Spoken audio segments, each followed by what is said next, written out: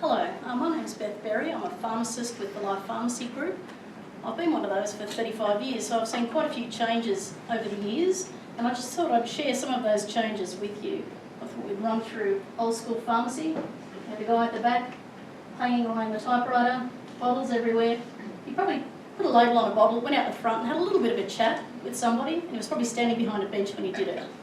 So the world has changed, and here we are, 2017, we're using clinic rooms, we're sitting down, we have electronic scripts, we have robots in the dispensary, and it's a very different world. So, the world is changing. Back in 1926, only 5% of the population was aged over 65. It's projected that by 2042, a quarter of the Australian population will be over 65. So we're talking around 6 million, in excess of 6 million people. And this will have a huge impact on the economy.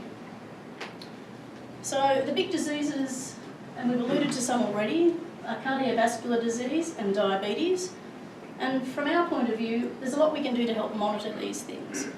So, factors that we can monitor and control leading up to this, we're looking at obesity, smoking, hypertension, inactivity, high cholesterol and hypertension.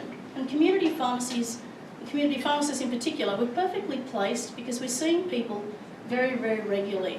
You know, we see people at least monthly for medication, often weekly, and quite frequently we're seeing them on an almost daily basis. So we listen, we observe, we talk to them, and we solve problems. So our position, I think, is a little unique. And what do we do? Well, we have a range of things that happen every day. We have clinics in store.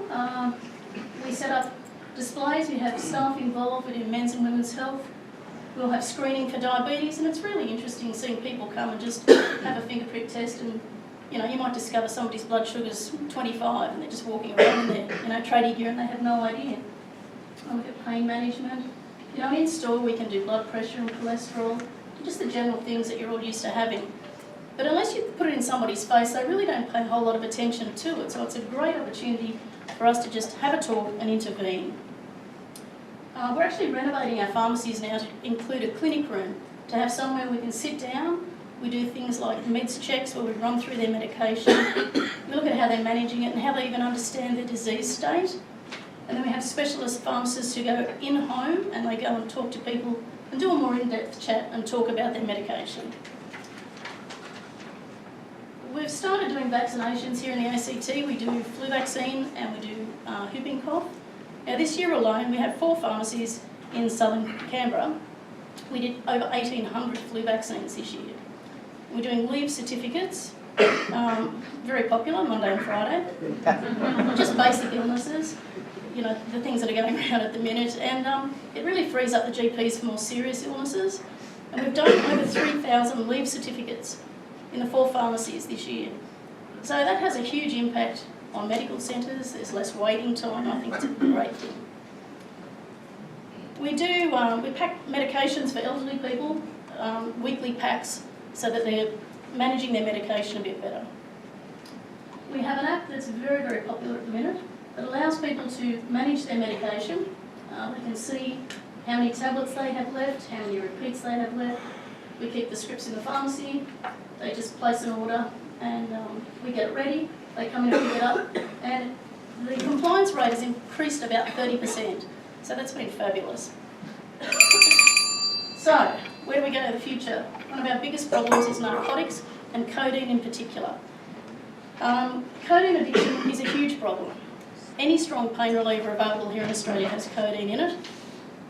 We have a system to monitor it, and we sort of flag people who are overusing it. In February next year, codeine goes onto script, and that's going to be a huge issue. I'm sure in most cupboards at home, there's Panadeine, Nurofen Plus, Panadeine Extra, all those products. So we need to find a way to help people manage this and to move forward and to manage their pain more effectively. So I think the future of pharmacy, 2 things. We're adapting to new technology all the time, and we're still trying to maintain our focus on patient care. Pharmacogenetics, Marianne alluded to that, gene testing, all those wonderful things. We're constantly evolving. I think our position is quite unique in that Community pharmacists are at the forefront of disease prevention and patient care. I think we're there. Thank you.